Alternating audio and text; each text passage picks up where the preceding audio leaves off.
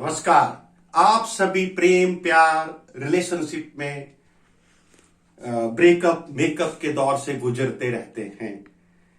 लगभग 99% दुनिया के लोग कभी न कभी जीवन में किसी भी रिश्ते के टूटने और बनने के टूटने के दर्द से जरूर गुजरता है। और कुछ लोग तो इतने इमोशनल होते हैं कि वो किसी दर्द को जीवन भर उसको साथ लेके जीते हैं। आज मैं इसका ज्योतिषीय और मेडिकल आधार पर कुछ विश्लेषण करना चाहता हूं। अगर इससे संभावित कोई उपाय निकल सकता है तो वो भी हम स्टडी करेंगे।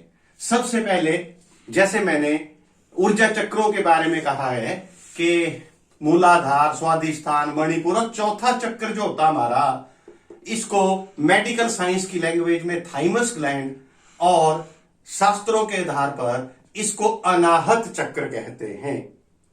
नाउ पहले इसको मेडिकल साइंस के आधार पे कुछ समझाता हूं। ये जो थाइमस ग्लैंड है, ये जब बच्चा पैदा होता है तब से लेके जब तक बच्चा जवानी में कदम रखता है तब तक ये थाइमस ग्लैंड हमारा काम करता रहता है और तरह तरह के हार्मोन्स छोड़ता है। मुख्यतः यह हमारे ब्लड की जो व्हाइट सेल्स हैं उनको टी सेल में कन्वर्ट करने का काम करता है। और thymus gland white blood cell को यह सिखाती है कि किस पर्टिकुलर बैक्टीरिया वायरस से कैसे फाइट करना है। ठीक है, मेडिकल साइंस किसी भी हार्मोन का मेडिकल इफेक्ट तो बताता है, लेकिन आपको मालूम है, जैसे मैंने स्वादिष्ठान के चक्कर के वीडियो में बताया था कि हर एक हार्मोन का हमारे शरीर पर फिजिकल लेवल पे भी असर होता है और इमोशनल लेवल पे भी असर होता है। लेकिन जब तक कोई बच्चा होता है, बचपन क्रॉस कर रहा होता है, तब तक आपने देखना कि बच्चा अपने एक इनर में ही मस्त रहता है। उसे दुनिया से कोई ज्यादा मोह माया या किसी चीज का ना दुख होता, ना किसी चीज का बहुत ज्यादा, फिजिकल लेवल को छोड़ के मानसिक तौर पर आम तौर पर बचपन हरेक का खुशी पूर्वक बीत जाता है। क्योंकि आप देखिए, किसी के घर में किसी की मृत्यु हो गई, बड़े लोग दुखी हैं, लेकिन एक छोटा सा बच्चा वो थोड़ी देर पूछता है क्या हुआ, ये हुआ, वो हुआ, और फिर खेल में मस्त हो जाता है। क्योंकि छोटे बच्चे को कभी भी ज्यादा देर इमोशनल ब्रेकडाउन के दौर से नहीं गुजरना पड़ता, राइट।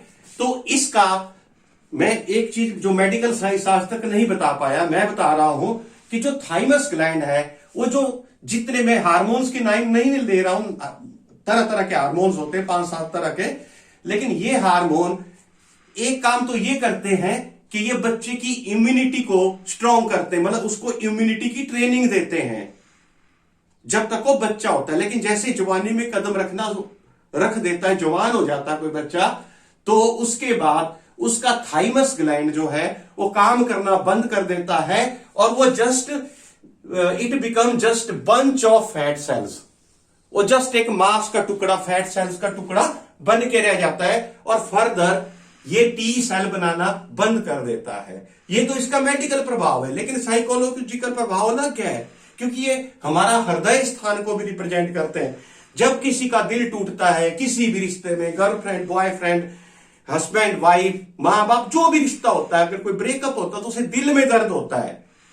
गाने सुने ना, हर रिश्ते के टूटने का दर्द कहां उठता है? दिल में, यहां छाती में खालीपन लगता है कि नहीं, कि मैं खाली हूं। लेकिन बच्चे को तो नहीं लगता, एक छोटे से बच्चे को कुछ भी महसूस नहीं होता। ऐसे दुख दर्द थोड़ी देर के लिए होते हैं, लेकिन बाद में मस्त हो जाता है। लेकिन जब जवान हो जाता है, उसके बाद हर एक तरह के दुख दर्दों से उसका दिल परेशान होता है। खुशी मिल जाए तो धड़कता है, दुख मिल जाए तो बैठ जाता है। There are so many problem. क्या हमारे पास कोई ऐसा आधार है आयुर्वेद या ज्योतिष या वैदिक साइंस में कि हम जवानी के बाद भी, मिडिल एज में भी, बुढ़ापे में भी, क्या हम अपने थाइमस ग्लैंड को एक्टिव रख सकते हैं? ठीक है, मेडिकल साइंस में जो मेडिकल साइंस कहता है कि जब एक बच्चा जवान हो जाता है तो फिर उसको टी सेल्स की ज्यादा आवश्यकता नहीं रहती। उसका इम्यून सिस्टम तरह तरह के बैक्टीरिया, वायरस से लड़ना सीख जाता है जवानी तक। तो उसके बाद उसे आवश्यकता नहीं होती, तो थाइमस ग्लैंड का काम करने का रोल खत्म हो जाता है। लेकिन साइकोलॉजिकली ये हमें इमोशनल बना देता है। अगर इमोशनल थोड़े ग्रह ऐसे पड़े हो तो वो इमोशनल हो जाता है, राइट। अब थाइमस ग्लैंड को या अनाहत चक्र को किसी की जन्म कुंडली में हम चौथे स्थान से देखते हैं। ये लगन होता है, पहला स्थान, ये दूसरा, तीसरा, ये चौथा स्थान, यहां से देखते हैं। किसी की जन्म कुंडली में अगर चौथे स्थान बहुत ज्यादा प्रभावित है तो उस बंदे को मैं इमोशनल फूल कहूंगा। He is a emotional fool, क्योंकि छोटी छोटी बातों से उसका दिल दुख जाता है, उसका दिल रोने लग जाता है। किसी लड़की से ब्रेकअप हो गया है, लड़की का लड़के से हो गया, पूरी उम्र रोना धोना करता रहता है। जबकि प्रैक्टिकली बाद में एक एज के बाद समझ आता है कि जिन रिश्तों के टूटने बनने के चक्कर में हम इतने दुखी थे, बेसिकली वो दुख था ही नहीं, वो तो एक खेल था, राइट। अच्छा, क्या ज्योतिष में कोई ऐसा उपाय है या वैदिक साइंस में ऐसा उपाय है?